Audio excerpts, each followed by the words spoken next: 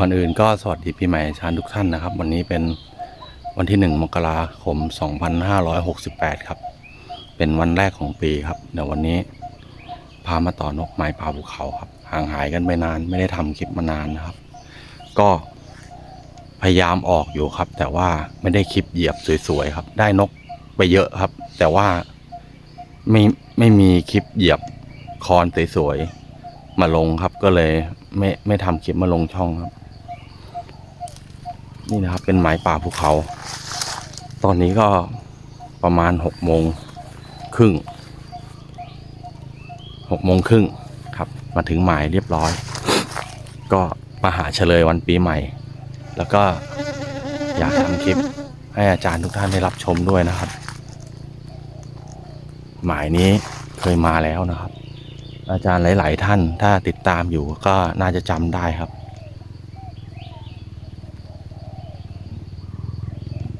นี่ได้ยินไหมครับเสียงกลางล้นๆนะครับมีคาลมตัวเนี้ย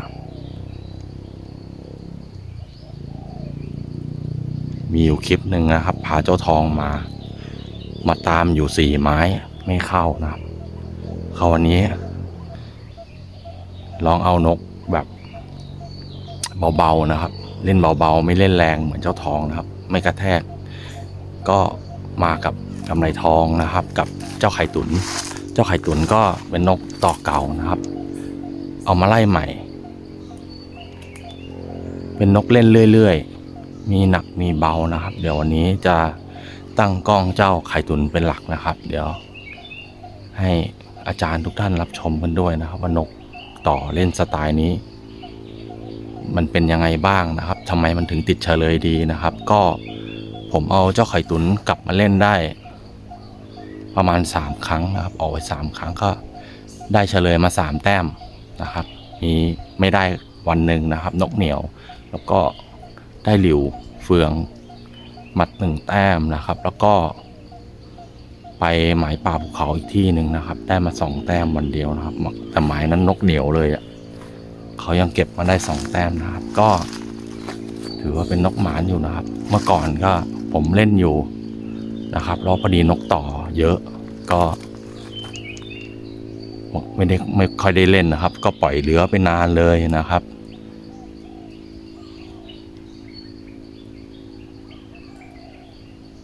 เพื่อไม่เป็นการเสียเวลานะครับเดี๋ยวเราหาคอนสวยๆขึ้น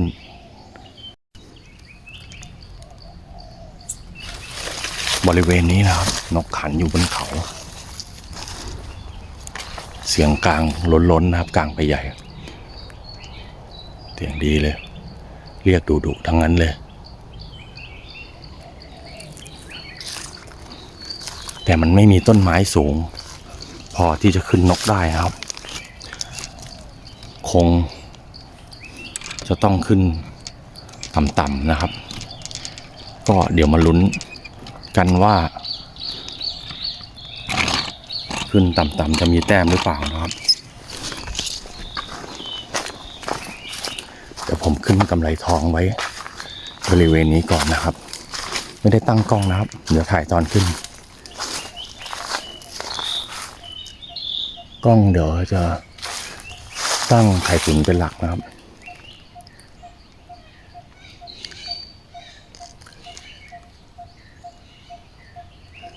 ต้นนี้ต้นไม้สูง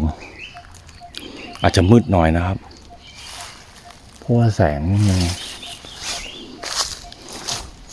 ยังลงไม้ไม่ทั่วถึง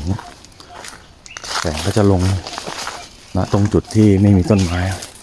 บังครับ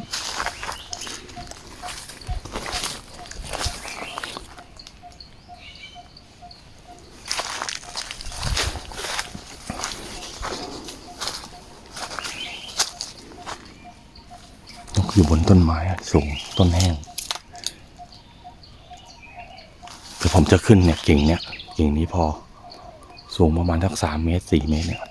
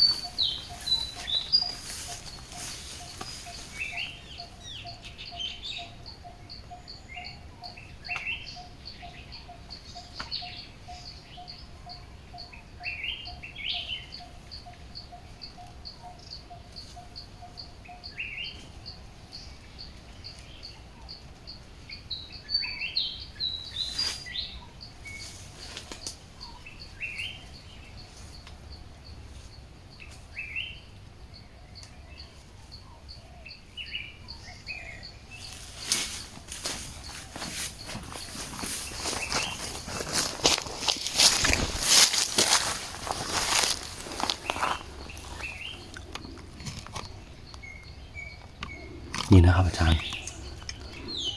ขึ้นไว้แบบนี้นะครับหันชานออก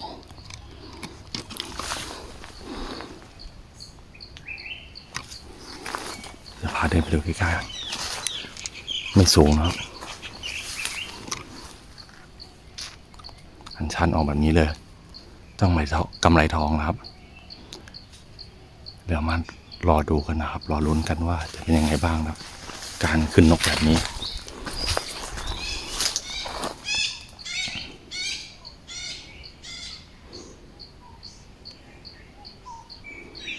รอลุ้นกันครับ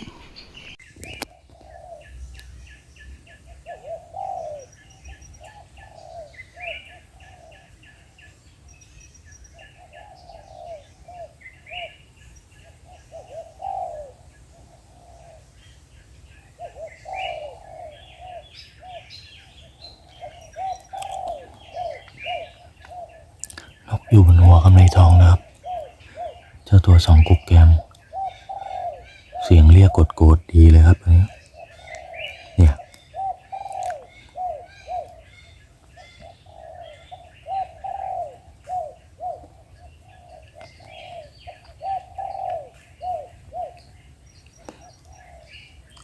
รอลุ้นกันครับว่าจะดึงลงหรือเปล่า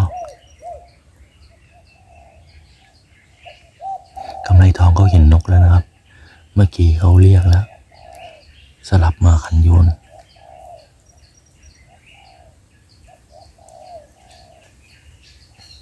ตัวอยู่ในพุ่ม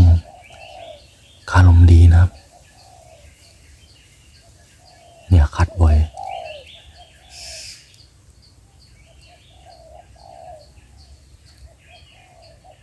เรียกทีด้วยตัวในพุ่ม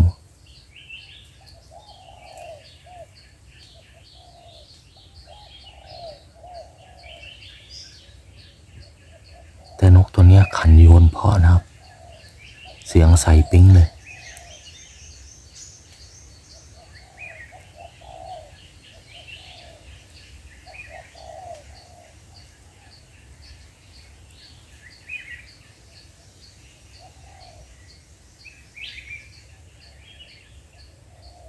เนี่ยโอ้มีสลับอ่างด้วยตัวในพุ่ม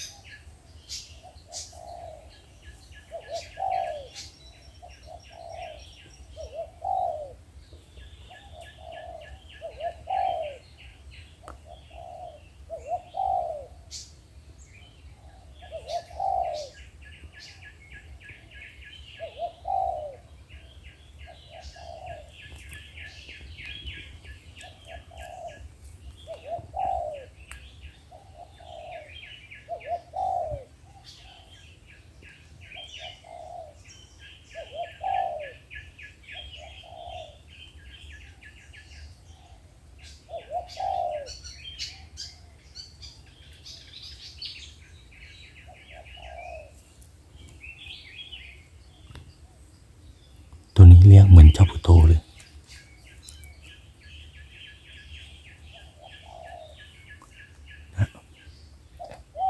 ตัวนี้เป็นตัวในพุ่มนะครับออกจากพุ่มขึ้นมาบนต้นไม้สูงเสียงเรียกเหมือนเจ้าพุโตเลยเนี่ย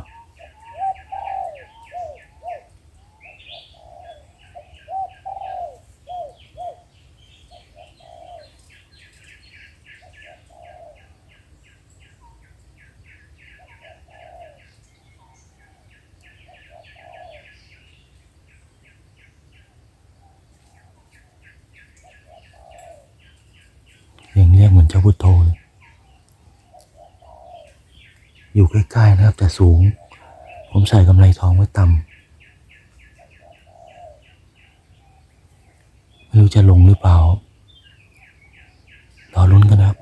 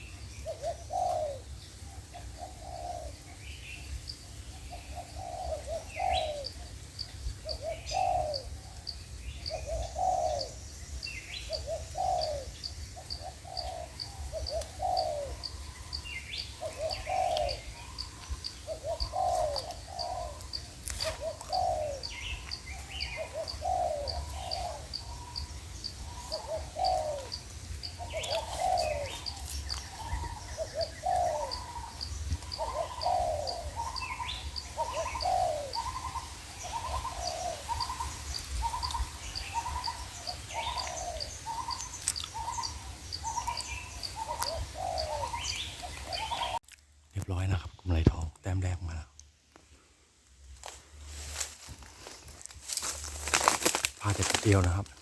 เนี่ย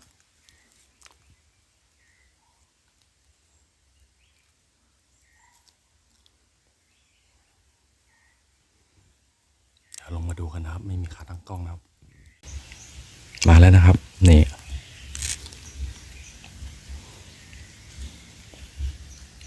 สร้อยอย่างนี้ชอบนะครับเป็นนกขาลมมีขาลมแน่นอนมีบดแต้มนะครับเนี่ยตัวไม่ใหญ่มากนกป่าภูเขาแล้วเนี่ยเป็นภูเขาเลยครับเดินต่อเข้ามาตรงนี้เป็นป่าปาล์มครับตอนนี้นกก็ลงนะครับนกจากบนภูเขาเนี่ยตรงมาหากินในป่าปาล์มนะครับผมก็หาต้นไม้ในป่าปาล์มเนี่ยครับใส่เพราะผมพาดกิ่งปาล์มไม่ค่อยเป็นเท่าไหร่ครับไม่เคยเล่นกิ่งปาล์มเท่าไหร่ตัวแรกมาแล้วนะครับมันครับกำไรทองครับทำไมลูก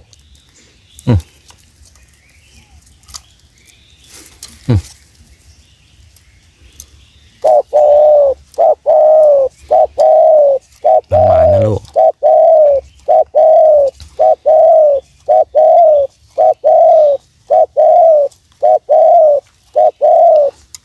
โอเค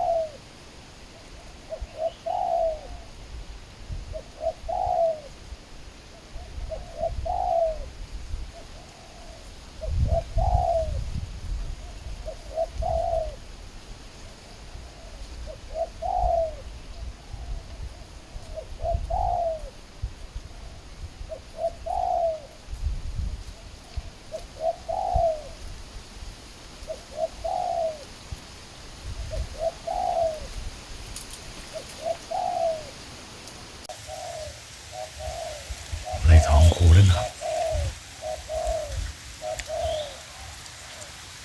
ใส่กิ่งปาล์มไว้นะ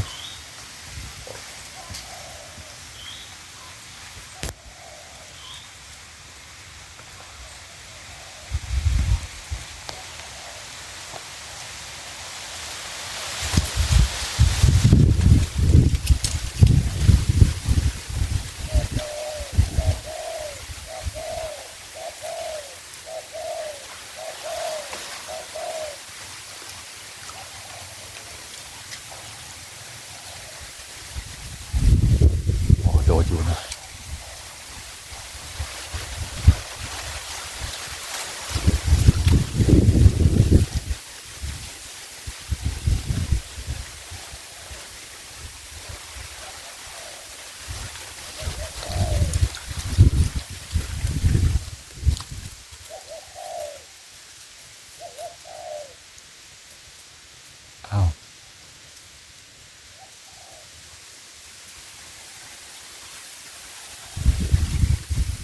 ยียบแล้วอะแต่ไม่ลั่นหรือเปล่า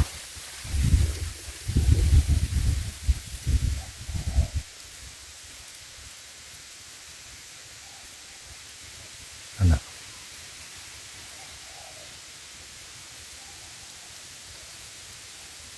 ยังไง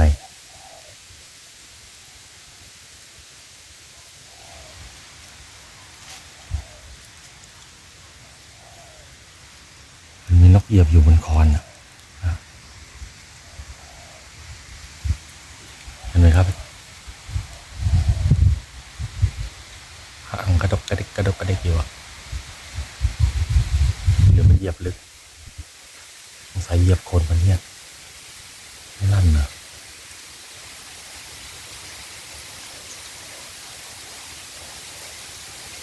หรือว่าเนี่ยลั่นไปแล้ว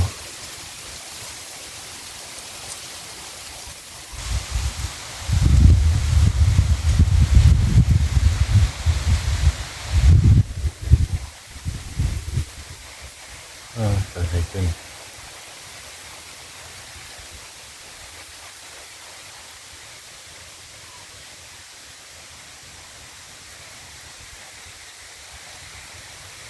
ไม่ลั่นแล้วหรือยังไม่ลั่น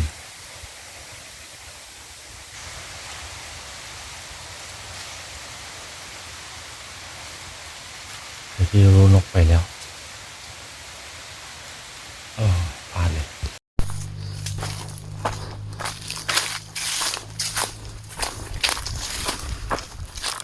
เรียบร้อยครับไข่ตุ๋นตั้งกล้องไม่มีนกมาเข้าสู้มาอะไรด้วยครับพอไม่ได้ตั้งกล้องมีผลงานทันทีครับภูมิแพ้ขาตั้งกล้องยังแก้ไม่หายจริงๆครับนี่ครับตัวดุเลยตัวนี้เข้าตีกำไรทองตีจนพะเนียดลั่นไปก่อนเอาตัวลงมาดูครับ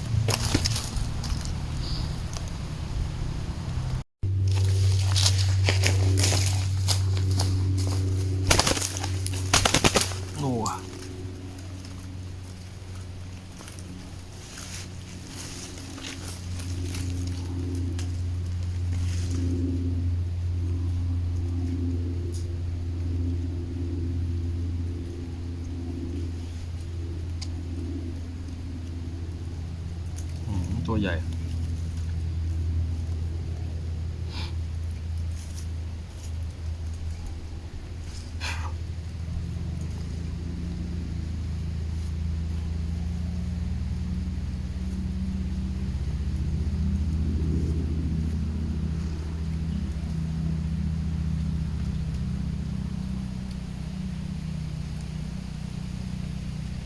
สร้อยคอละเอียดดีเลย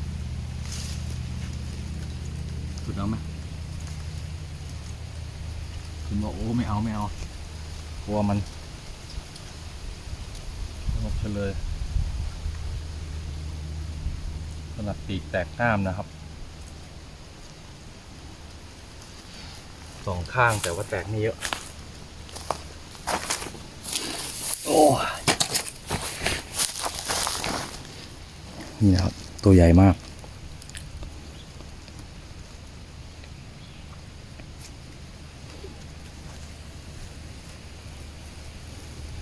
นี่ครับสนับปีกแน่นมากเลย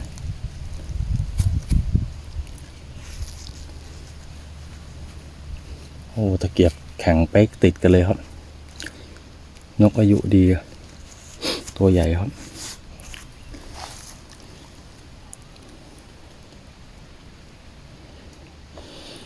สร้อยคอละเอียดแตกๆมีคาลม